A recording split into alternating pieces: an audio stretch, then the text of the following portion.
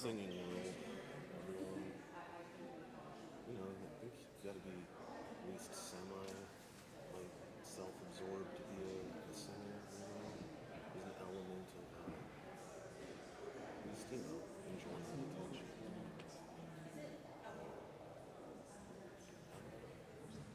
Most of the good singers I know rising tide raises all ships. Various times in my life, this 22-year-old kid named Jonas, Modesto, super good voice. Lives in the friendliest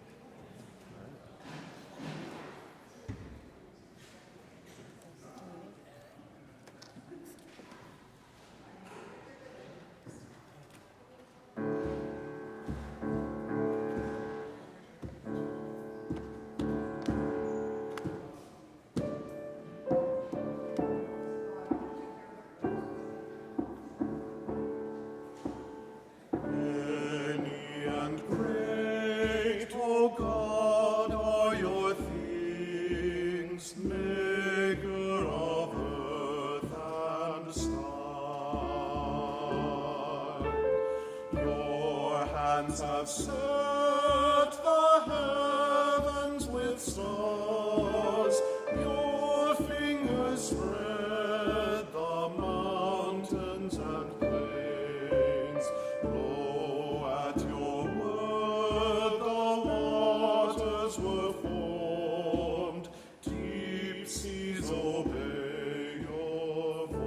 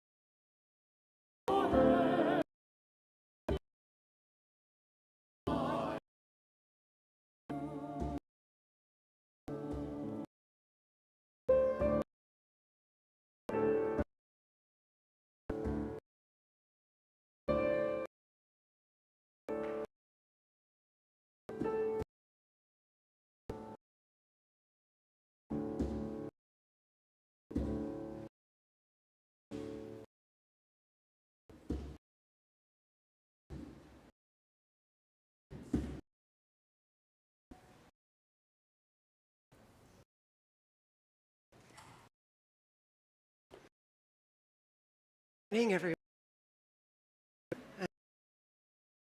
Weekend is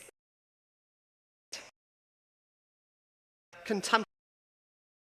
The rest is appropriate. Welcome, everyone. Welcome our joint stream.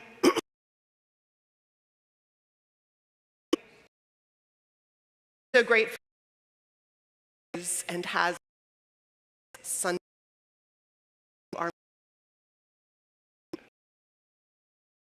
We'll hear up in the two here. Our facility building.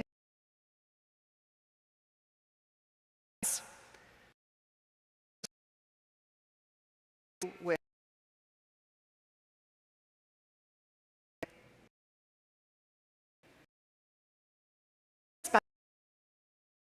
this morning, Society of I hope you'll right in the back of, and I'm sorry for last night. Hey.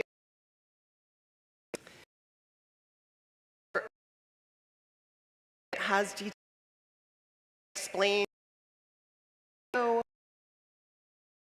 for that to happen this, and if you forms and you can fill them out, allow you to get the electric each week. Quick link to service if you can. So quickly, we are thrilled to have you here. Today, starting off worship by you make the email this Friday noon. The email that who joined us as our minister is not doing in that. This is Kate with us. There's going to be a coffee hour for people and to offer and there to moment and also time to church at 10 a.m. on Thursday to go for a walk. If you want to join Kate for that time together, so you can drop off cards or well wishes. We'll make sure that all of them get to Kate. So that's all of our blessings for the next chapter of work and ministry and life. And in that spirit, we light an extra candle this morning for Kate. For our gratitude for her time with us here. And in the spirit of endings with all of their layers, and for the thresholds they represent to what is yet to unfold. In all of that, we begin our worship together.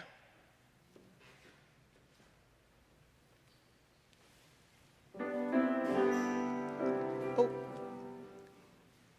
Mari and Kate.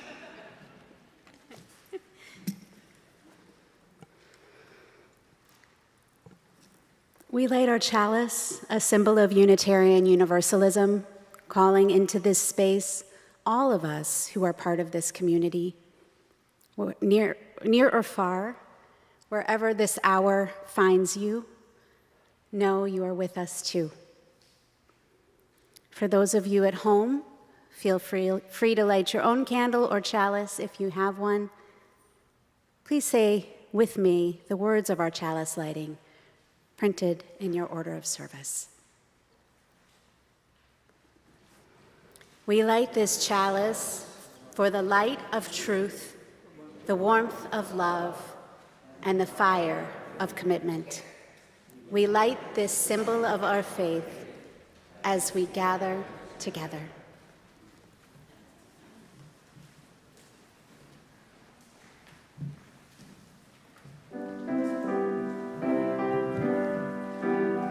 Hymn 112 in your gray hymnal.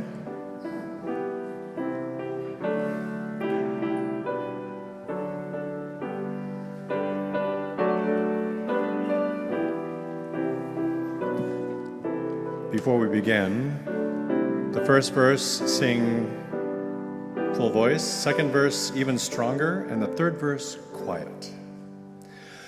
Do you hear, oh my friend, in the place where you stand, through the sky, through the land, do you hear, in the heights on the plain, in the vale on the main, in the sun, in the rain, do you hear,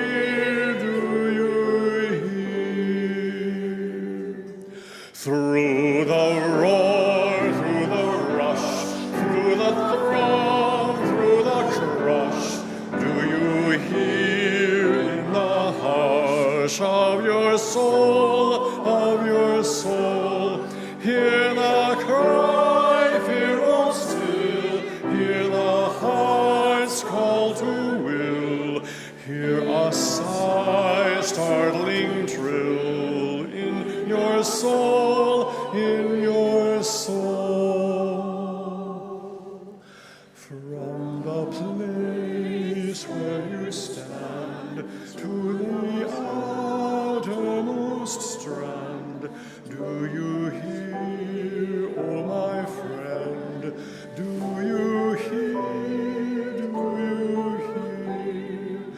all the dreams, all the days, all the sighs, all the prayers, they are yours, mine and theirs.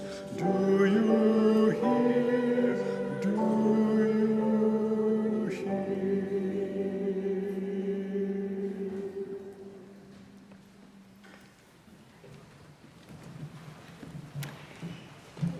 It is flipped in your order of service. This is our time to greet one another. And what I would say right now is what I said last week, which was, can you look around for someone that you don't know or haven't seen for a very long time, even if it takes you to the far-flung corners of the space? But let's greet one another.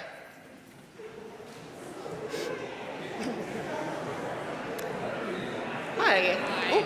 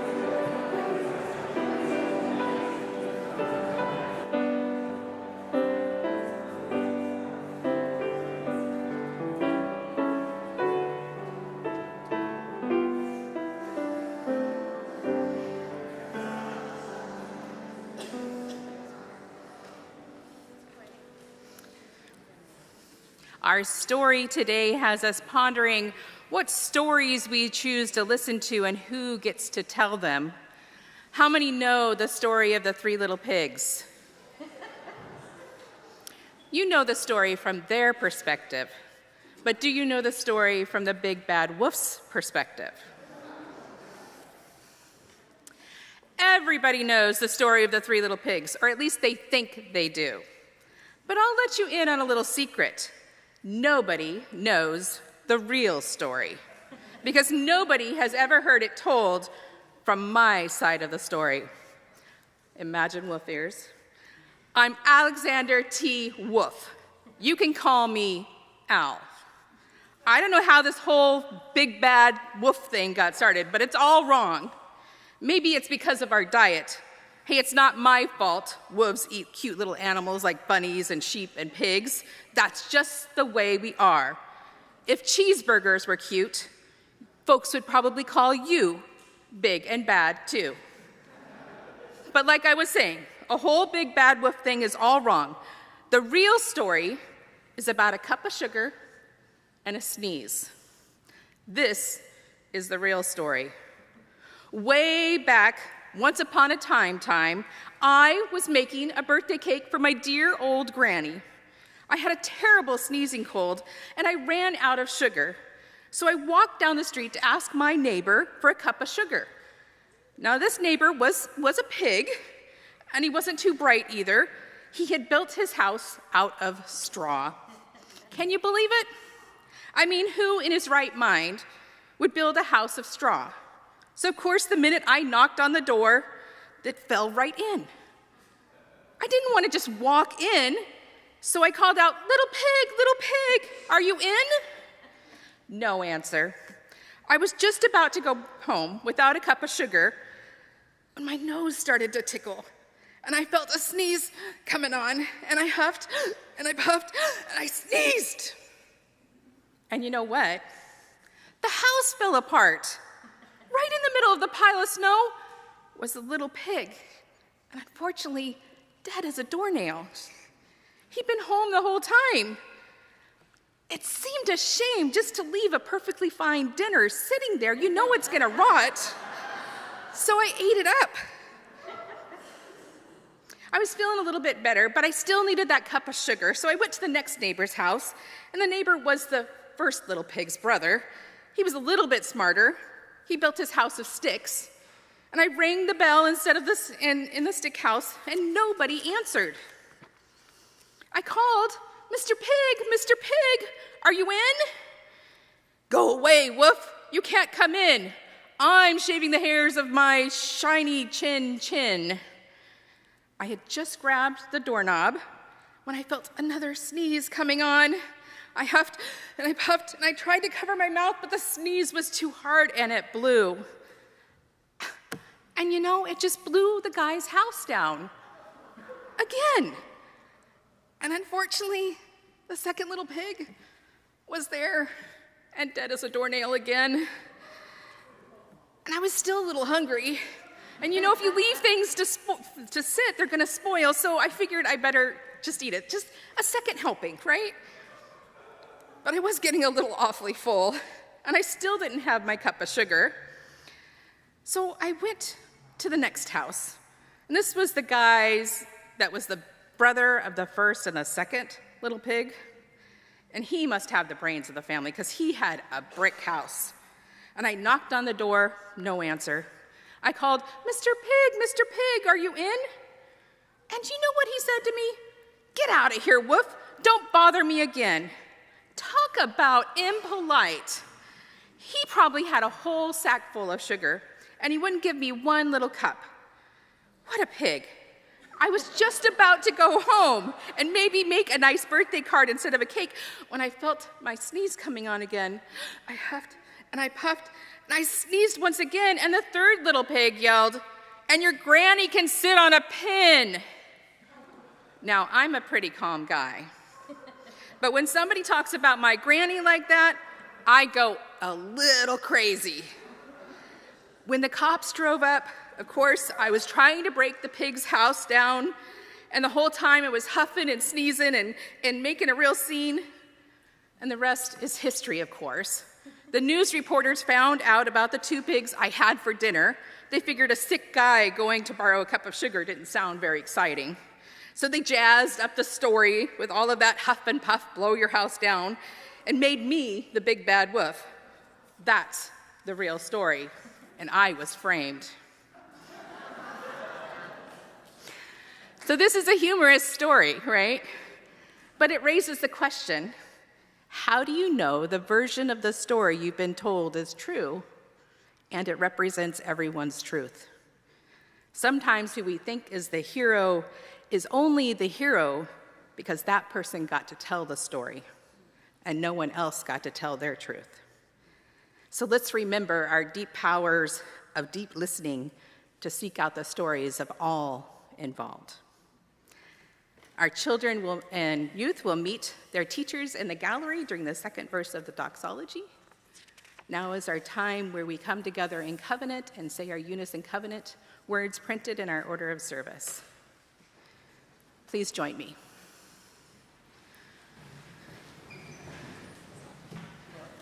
Love is the spirit of this church, and service is its prayer. This is our great covenant, to dwell together in peace, to seek the truth in freedom, and to help one another.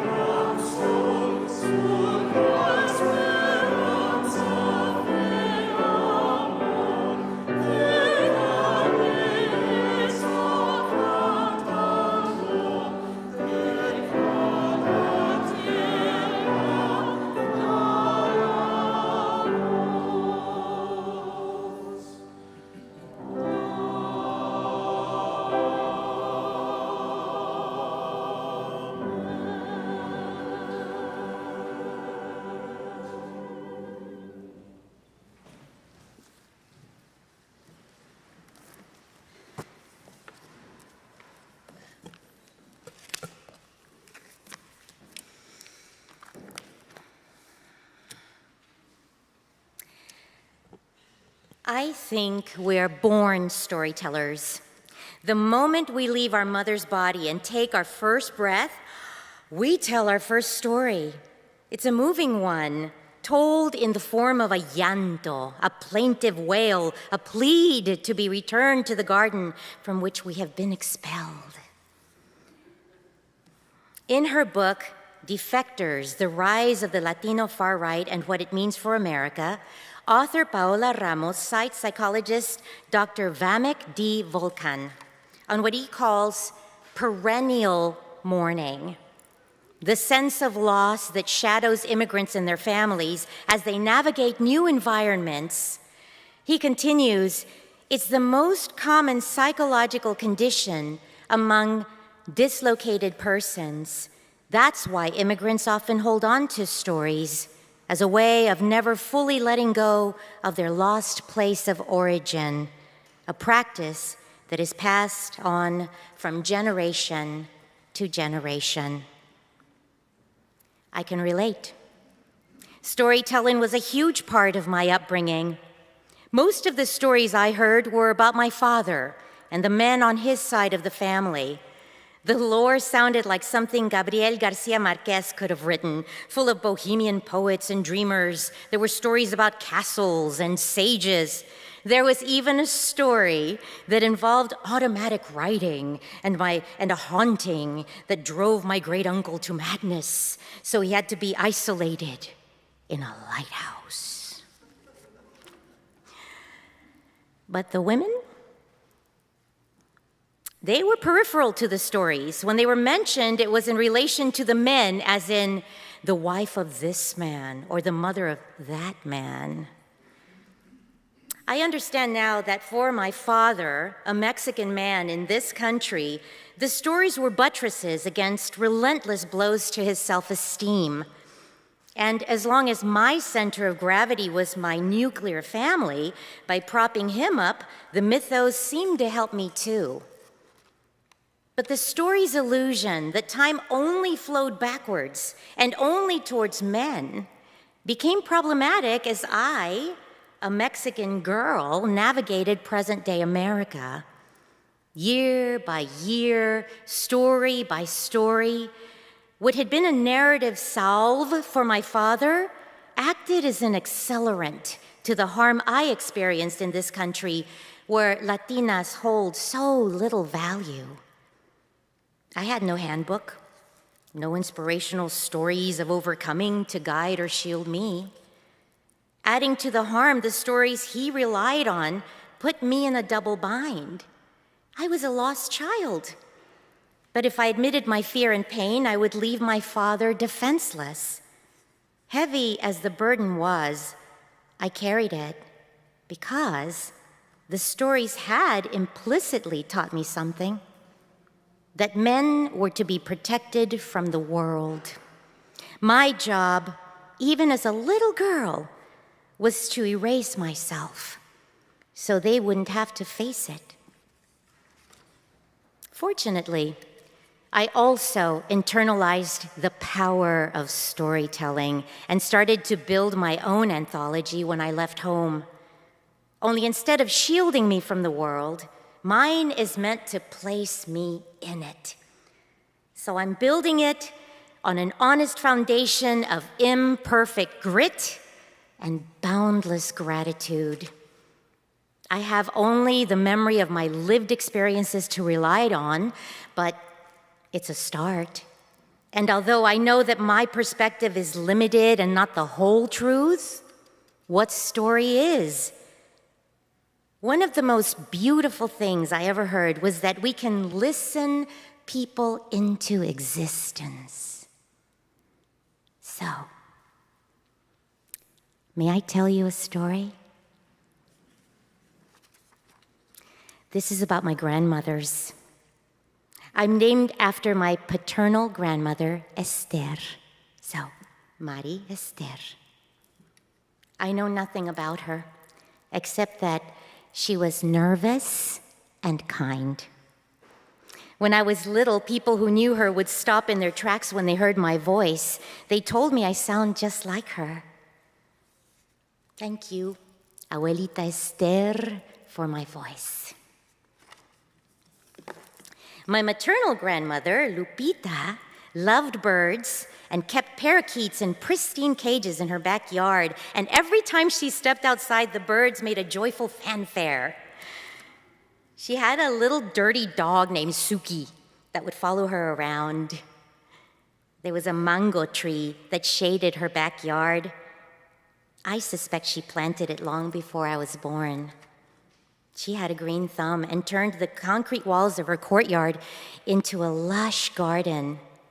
She had built it out of random plant cuttings she placed in leftover cans. To Lupita, every vessel was a potential garden, including me. Thank you, Abuelita Lupita, Master Gardener, for planting me in this world. And thank you for listening.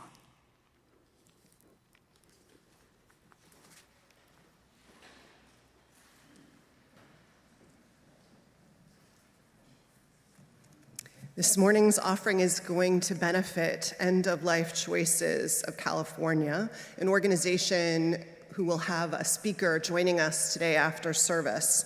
They empower Californians with knowledge to navigate terminal illness and end of life, offering hope and offering dignity and autonomy. And so we give this morning to support their work.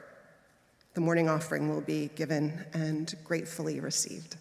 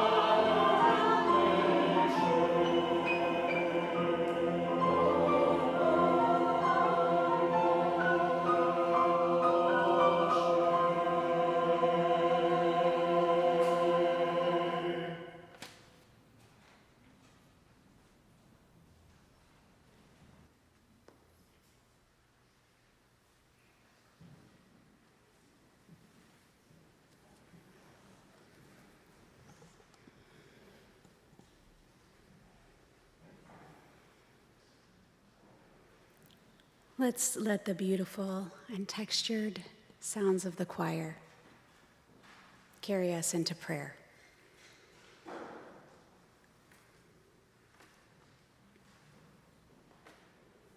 Spirit of life, love that calls us to love, care that calls us to care, presence that calls us into presence.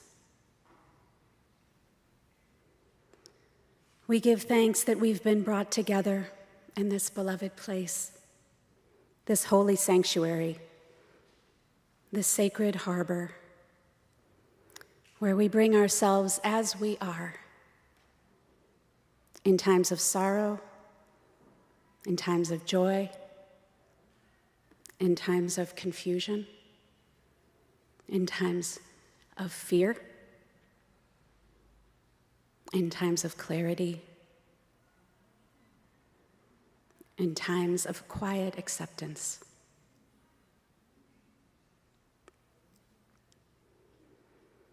In our efforts to listen deeply and keep closer attention, may we hear the ring of divine essence in our lives today.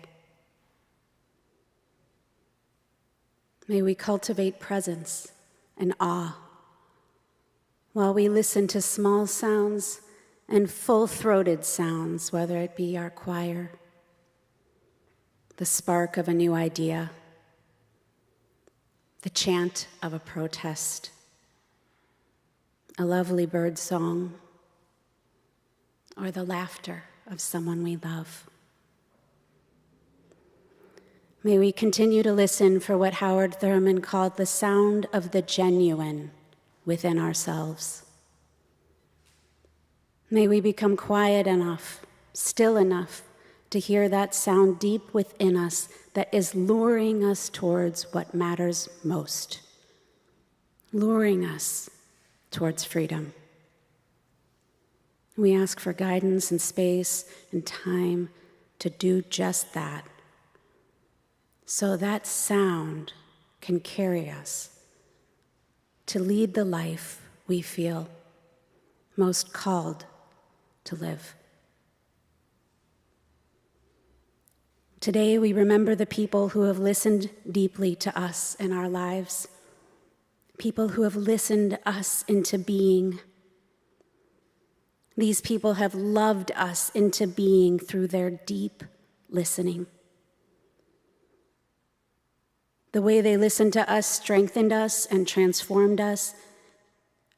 There may be only one person we think of who has done this for us throughout our lives, and we give thanks for them today.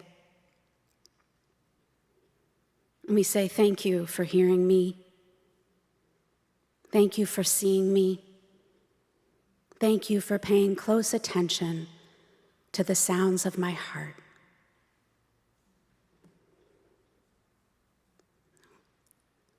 We also consider someone who may want to be heard by us. Perhaps this is someone we haven't been able to make time for. Someone we love who wants our attention.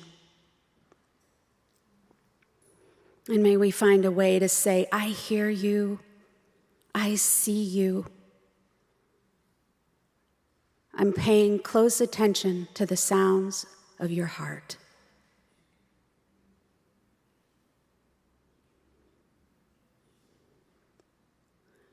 May we continue to cultivate the practice of deep listening and paying close attention so that more people feel heard and held in our hurting world. May we meet this moment and all the moments ahead with spaciousness and presence. May we listen for the sound of the genuine in the person in front of us, beside us, and within us.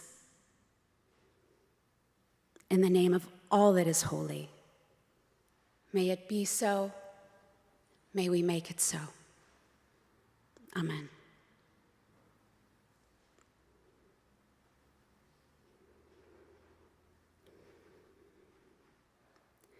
I now invite us to share silence, a silence that makes room for all things, a spaciousness and presence that helps our minds rest. In this silence, we also invite those of you who have lost someone within the last year to stand, cross your arms over your chest, or raise your hand in witness to that loss. Each week, we will hold out this same invitation to acknowledge loss and grief in our community. I invite us now into communal silence. Close your eyes if you feel comfortable doing so. Start to slow and deepen your breath.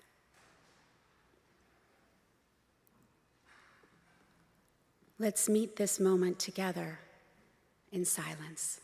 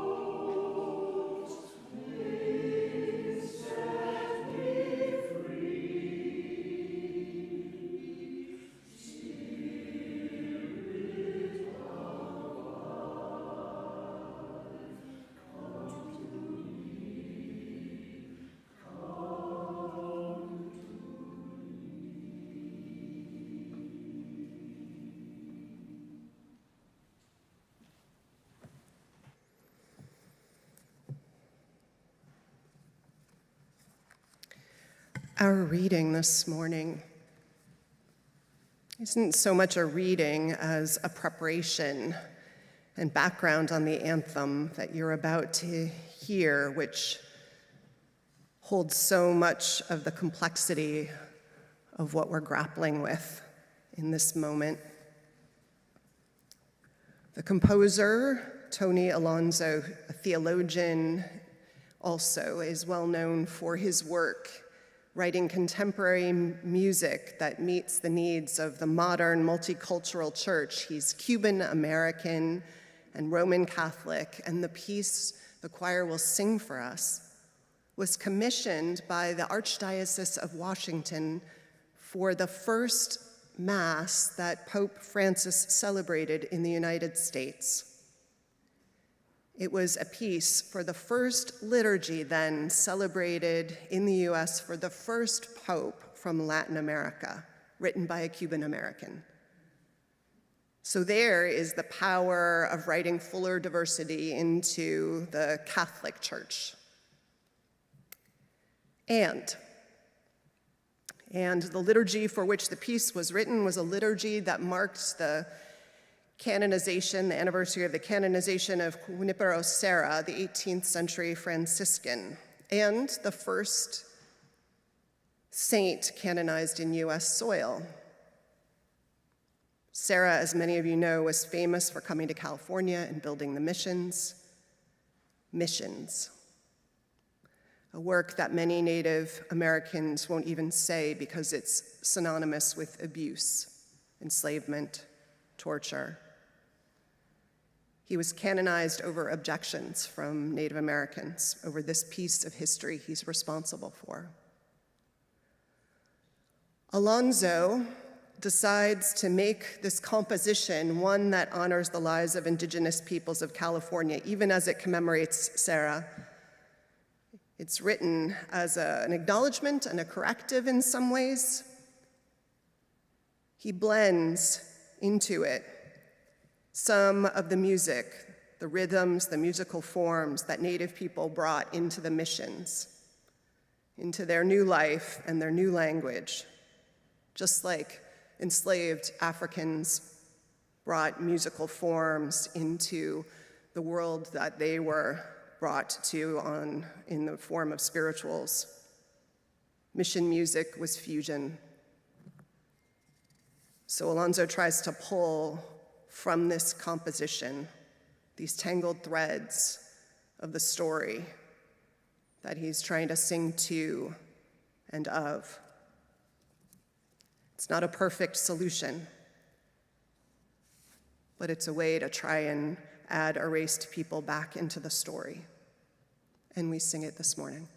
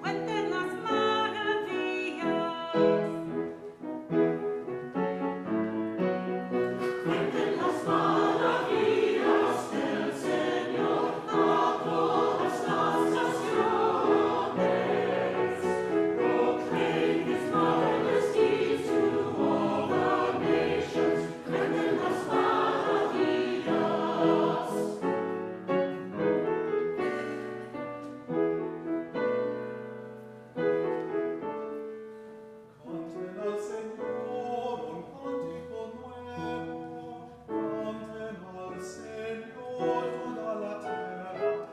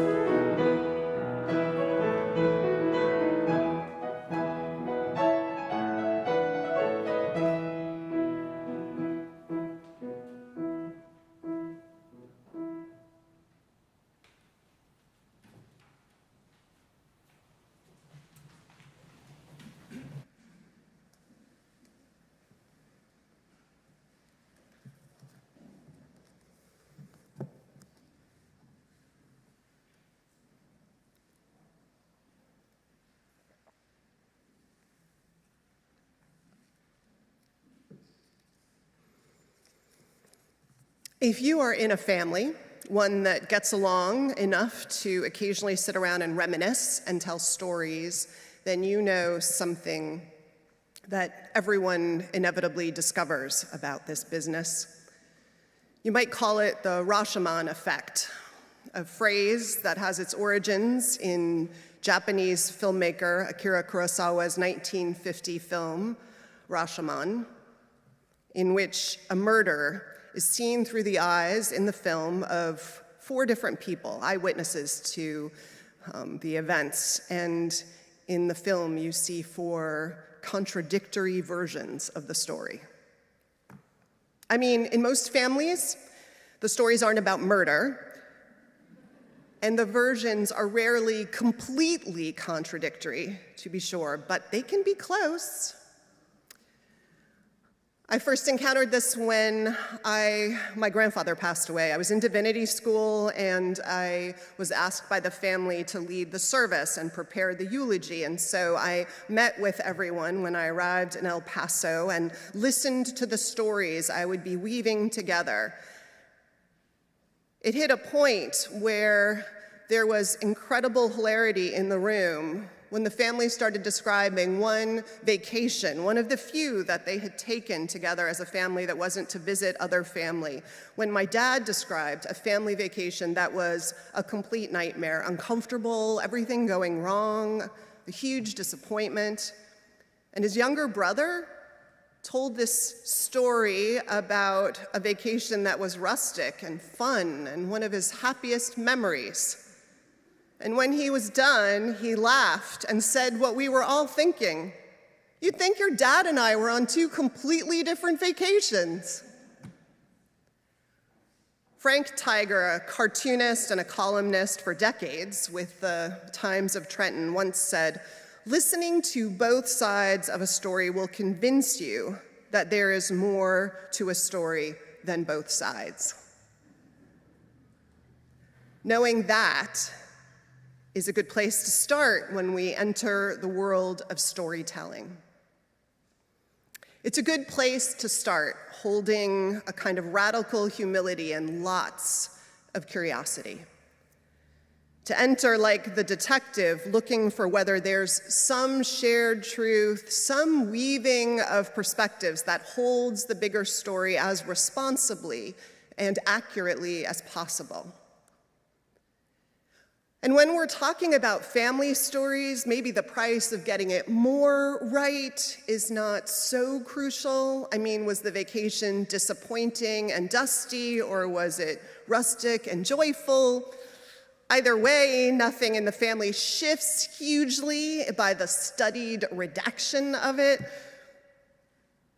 But if the stories that we tell are about people that we're celebrating or evaluating in their life and legacy, it's a little more important that we try and get it right. And if the stories that circulate are stories of a people, now we're on sacred ground. Now we owe it to the subject to find a version responsible to as full truth-telling as we can. We do owe it to them, the people we're talking about, to wonder as we do this work, to ask questions, fundamental ones at the start, like whose version of the story we got, and to what ends we got that version, and then to be accountable for which one we choose to tell. James Baldwin once wrote, quote, "If one really wishes to know how justice is administered in a country, one does not question the policemen, the lawyers, the judges, or the protected members of the middle class. One goes to the unprotected, those precisely who need the law's protection most, and listens to their testimony. Ask any Mexican, any Puerto Rican, any black man, any poor person, ask the wretched how they fare in the halls of justice, and then you will know not whether the country or not is just, but whether or not it has any love of justice or any concept of it." Appropriate to this weekend, you might say too, to build on Baldwin, if you want to know how accurate the story of a nation is, ask those pushed to the margins in the making of it. If and when we do so, what history might we begin to tell? Well, here's one piece that I got surprisingly as a gift this weekend. Daniel Jackaway, who's one of our worship associates and who loves the theater, as I do, but who got in the habit of waiting until our monthly dinners when he would tell me of some fabulous production he'd seen, which of course now had come and gone. He texted me this week, as I asked him to tell me about something he'd seen at Berkeley Rep, Mexodus. And having nothing on my dance card on Friday night, I went. Mexodus was written by Brian Quijada and Nigel D. Robinson.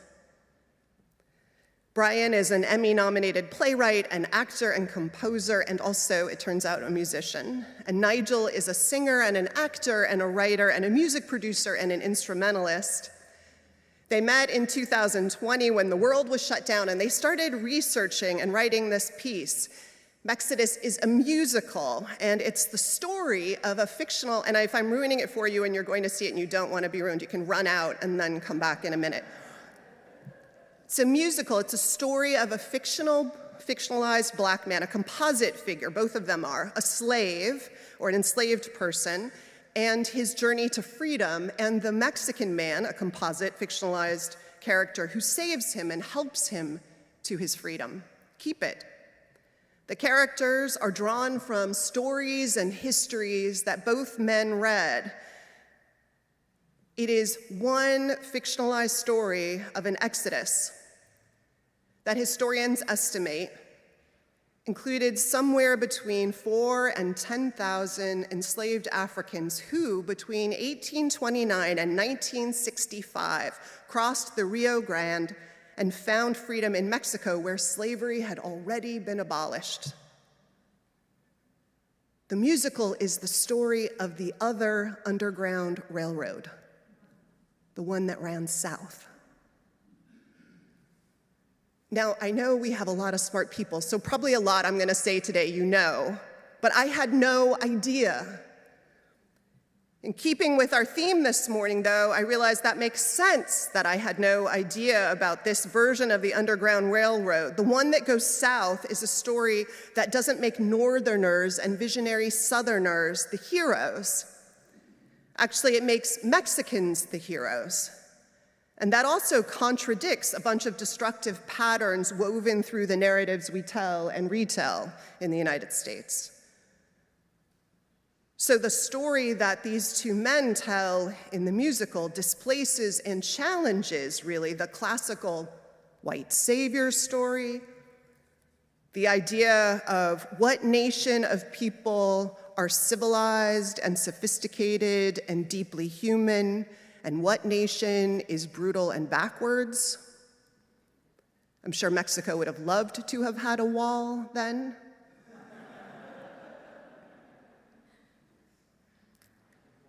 So what a powerful thing to tell this story on so many levels. Of course, we're talking about this notion of stories and questioning them and rewriting them this weekend, especially because on this weekend, we commemorate the effort to tell a larger and more honest story about this nation.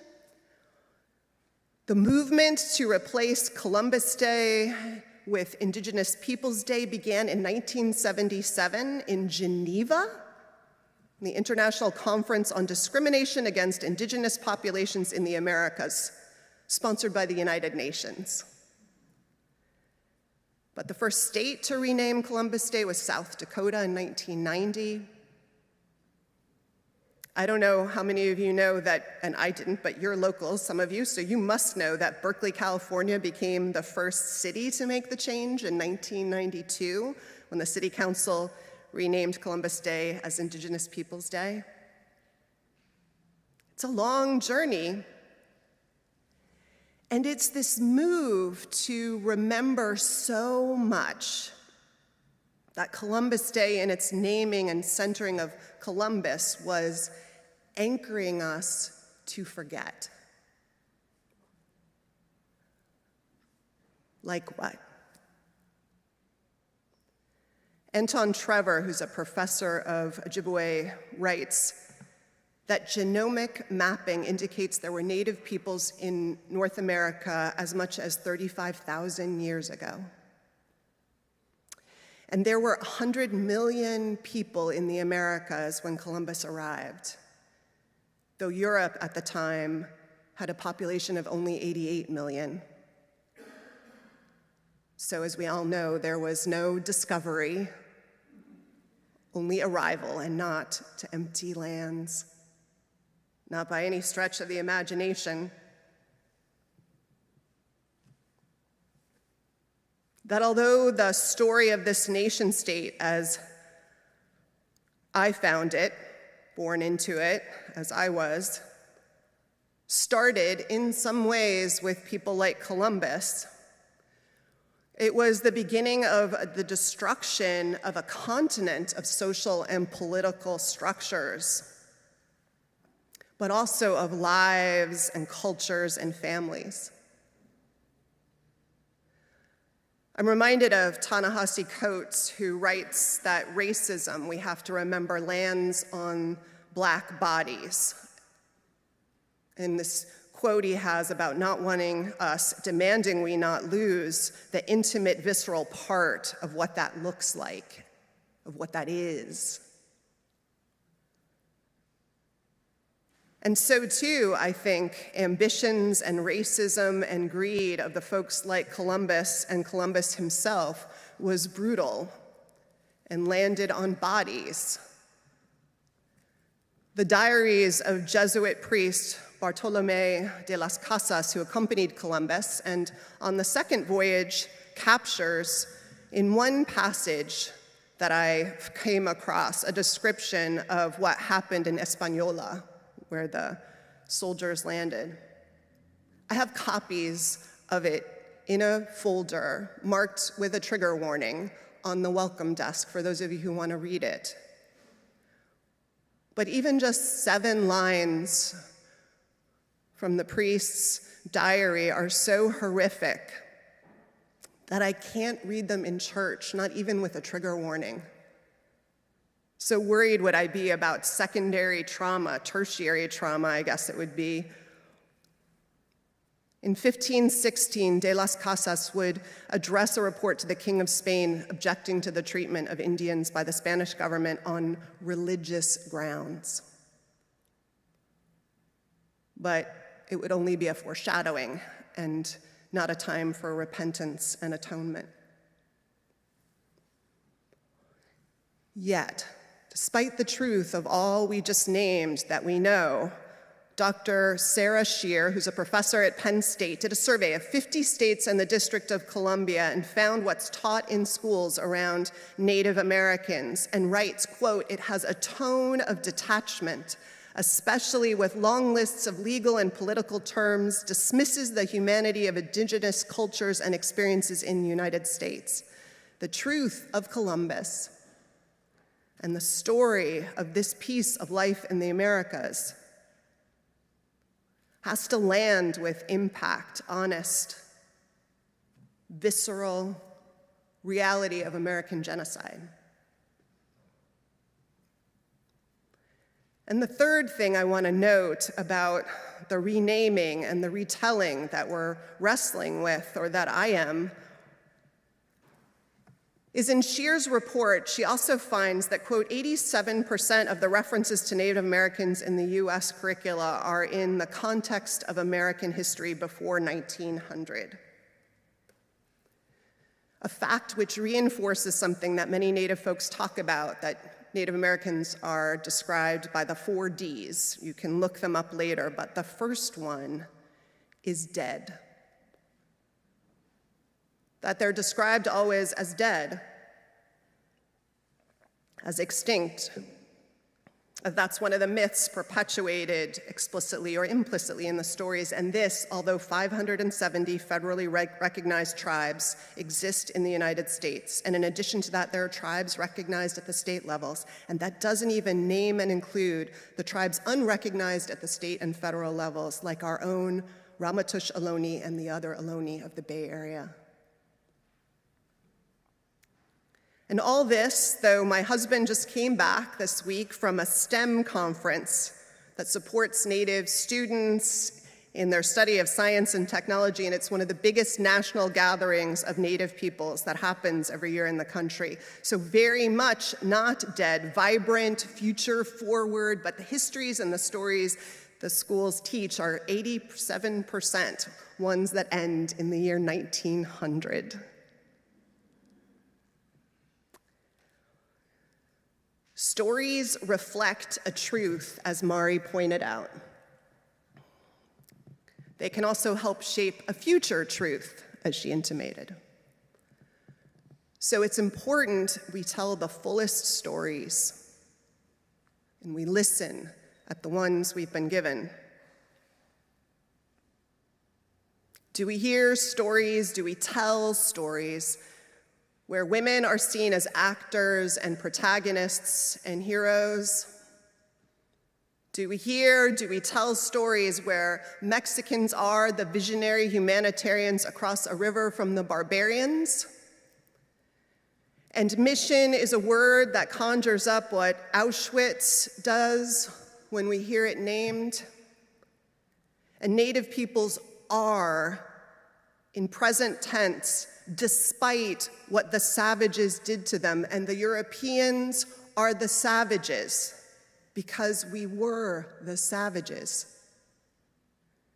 And we upend myths for larger and more accurate, more healing, more justice-making stories, because our stories are the generative power we pass along.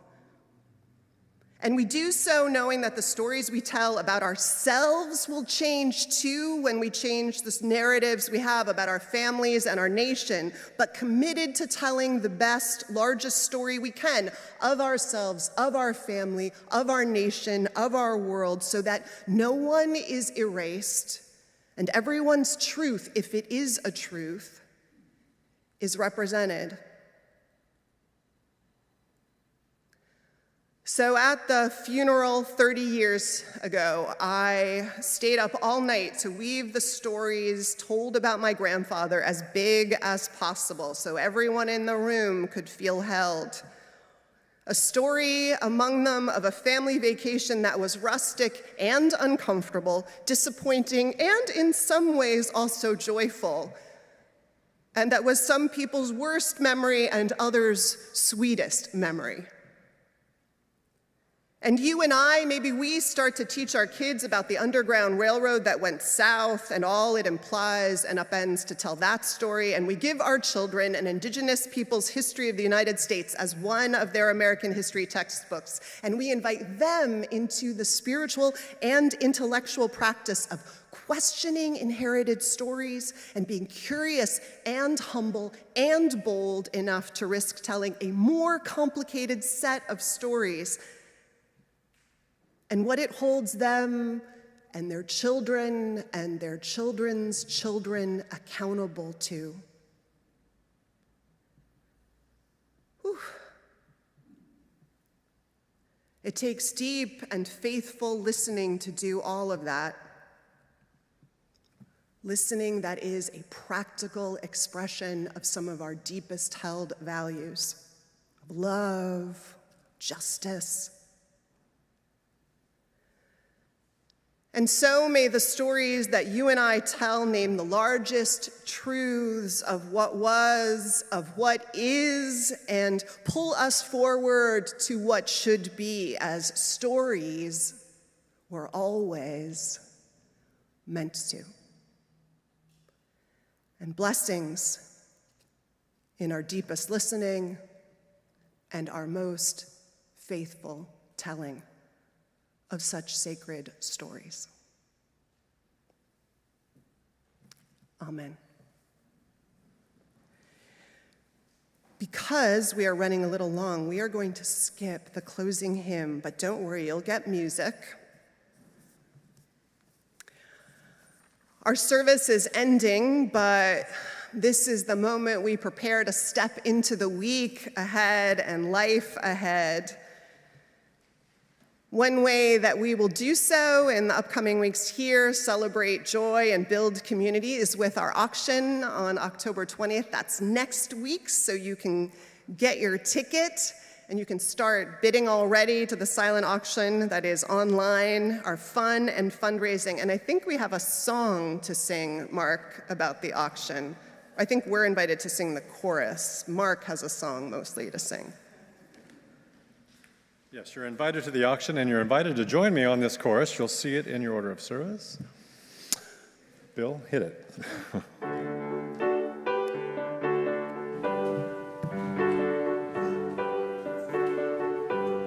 Let's go to the garden party to bid hello to our old friends.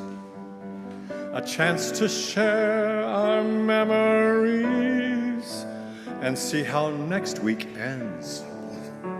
When you get to the garden party, we'll wish you a lot of luck. Just sit and watch or have a cup of tea. Learn how to spend a buck. Buy a ticket now. Check out the silent auction how.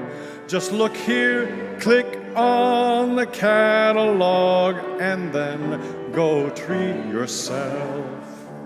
Joe Schmiel and his Bavarian band, a costume contest and a flower tattoo, a photo booth, and more is planned. So much to ballyhoo. A plant sale at this garden party, Asian fair at this Oktoberfest. So much to share, nothing can compare as we take stock in how we're blessed. So buy a ticket now.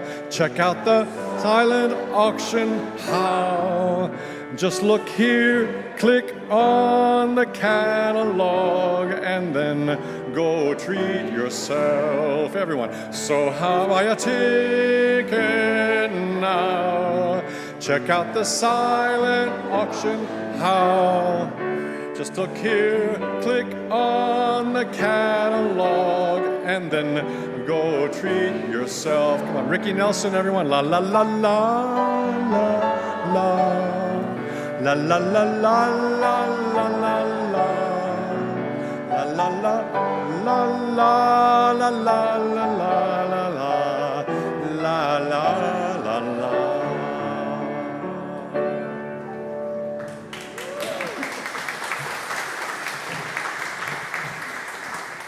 I can't sing the rest of the invitations.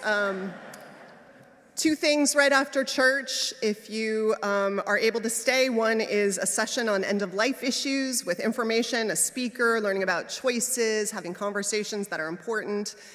So I invite you to join us for that too. There are details in the order of service.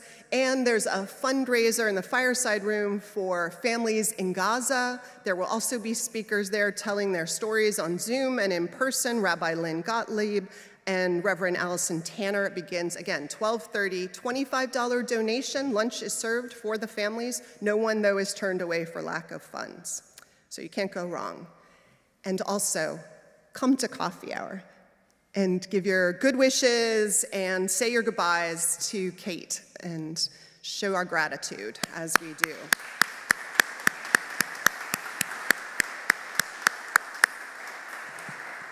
So if you would help me, Mari, extinguish the chalice, which we do, but carry the love of community and the fire of our commitments in our hearts and into the world. Let's rise as we're able in body and spirit and join our hands and say our benediction.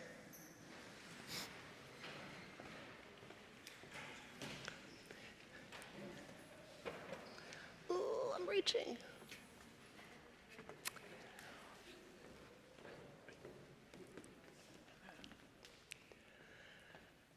And now in our comings and our goings, may the light of love shine upon us, out from within us.